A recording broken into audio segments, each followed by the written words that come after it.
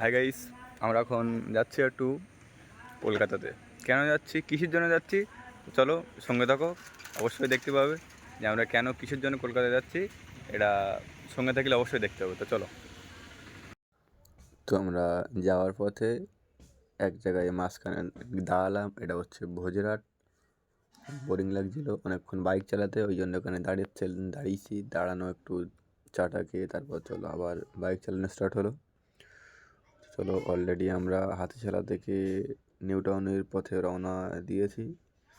কিছু দূর গেলেই সামনে আমরা বিশ্ববাংলা গেট দেখতে পাবো। আর রাত্রে কিন্তু এই রাস্তায় বাইক চালাতে কিংবা ঘুরতে সেই লাগে। দেখতেই পাচ্ছ যে পিছনের ভিউটা কত সুন্দর আসে, অবশ্য খুব ভালো লাগে। তো যাই হোক, রাত্রে যারা কলকাতায় ঘোরে কিংবা কলকাতাতে বাইক নিয়ে ট্রাভেল করে তারাই জানে যে বাইক ট্রাভেলিংয়ের কত ইন্টারেস্ট, কত মজা, তারাই বোঝে।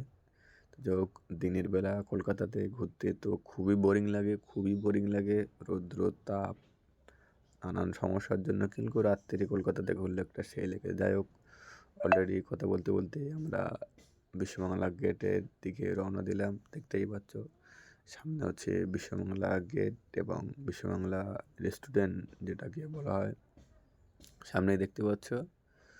তো রাত্রে কিন্তু বিশ্ববাংলা যে রেস্টুরেন্টটা এবং ওর নিচে খুব একটা মোটামুটি মেলা মতো সিচুয়েশান হয়ে যায়, খুব সুন্দর দেখায়। তো দেখতেই পাচ্ছ কত সুন্দর একটা ভিউ লাগছে, একটা অন্যরকম একটা ভিউ। এবার এখানে একটা সিগন্যাল পড়ে গেল, জামে পড়লাম। তো হালকা করে জামে না গিয়ে আমরা লেফট নিয়ে নিলাম। তো ওখানে কিছুক্ষণ ঘোরার পরে মনে হলো না একটু কিছু একটা খাওয়া যাক। তো কী খাবো, তারপরে না চলো মোমো খাওয়া যাক। তো যাই হোক, এই কাকার মোমো খুব বিখ্যাত এবং খুব টেস্টফুল, ওই জন্য এখানে চলো মোমো অর্ডার করলাম। তো এই মোমোটা অলরেডি কমপ্লিট করে দিয়ে দিল। তা খাচ্ছিলাম যে কেমন লাগে, তো সেই স্বাদ, বুঝতে পারলেন না, সেই স্বাদ, যে এটা অন্যরকম একটা ফিল হচ্ছিলো। যাই হোক, মোমোটা খেয়ে একটু দেখছিলাম বিশ্ববাংলা ভিউটা কেমন লাগে। তো বিশ্ববাংলা ভিউটা সেই লাগছিলো এবং এখানে অনেক ভাই ব্রাদার এসেছিলো ফটো তোলার জন্য। আমার একটা এই ছোটো ভাই দেখতে পাচ্ছ যে কাছাকাছি ফটো তোলার জন্য পোজ দিচ্ছে। তো একটু ব্যাকগ্রাউন্ডে দেখছিলাম বিশ্ববাংলার যে রেস্টুরেন্ট বা গেটটা কেমন লাগে। এটা নিউ টাউনের ঐতিহ্য, বিশ্ববাংলা গেট কিংবা বিশ্ববাংলা রেস্টুরেন্ট বললেও চলে। বিশ্ববাংলা গেট এটা খুব পরিচিতি পেয়েছে এবং খুব একটা অন্যরকম একটা পরিচিতি পেয়েছে।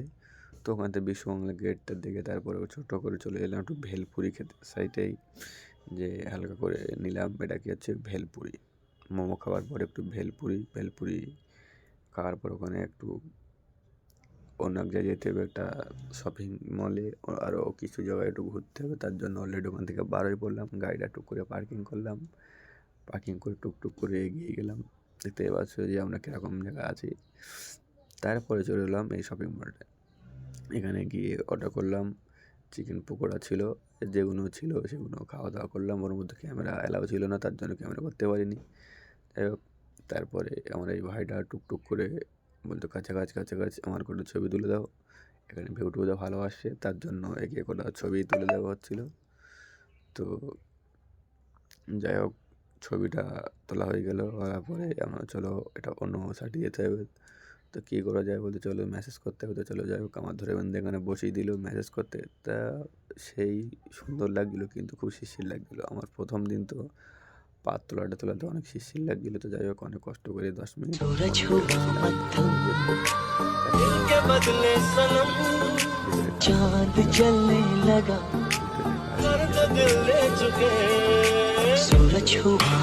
টাটা বাই বাই বললাম, চলে আসলাম। আসলে এই মধ্যে শেষ। Thank you.